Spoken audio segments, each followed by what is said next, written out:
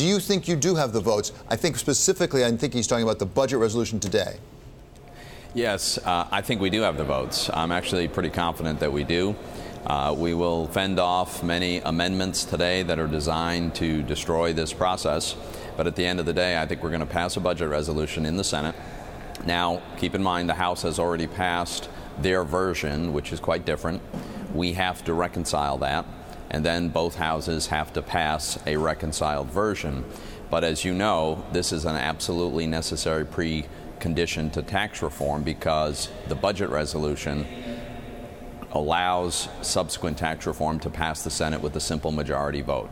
And we have to assume that we will need that 50-vote threshold in order to get this done. So, big day today. Certainly not the end of the process, but a really important milestone. Well, give us a sense of the next step of the process. How long would you expect that reconciliation to take so you have one bill that's agreed to by the two houses? It's a good question. Yeah, I think that'll happen next week. I think over the course of next week, representatives from the House and the Senate will come together, work this out, and hopefully be able to get it resolved and then get it back out on both chambers' floors for up or down votes. So that could be a bit of a challenge because the two versions are quite different, but it's not as though we haven't seen this coming. So there's been a lot of discussion, there's been a lot of work.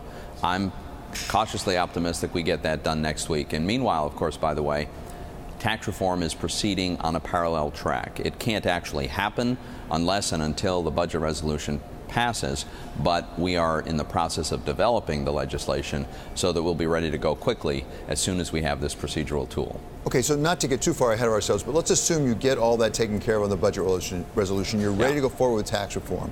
As you look at the substance of tax reform, what do you see as the big 2 or 3 hurdles to getting to an agreement on tax reform? Well, look, any number of hurdles could come up along the way, but here are the big features that I think are going to make this a compelling package. One is there's absolutely going to be a net tax reduction for middle income and lower income working families. So that's absolutely going to happen, and that's a hard thing to vote against.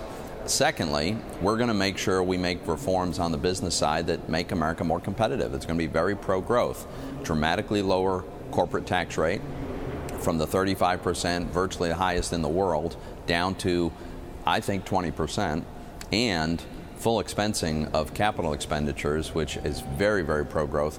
Those are the kind of linchpins. And then finally, fixing the international piece that has left so much overseas subsidiary profits stranded overseas. Those are the big things. And if we do that right, I think it's going to be pretty compelling.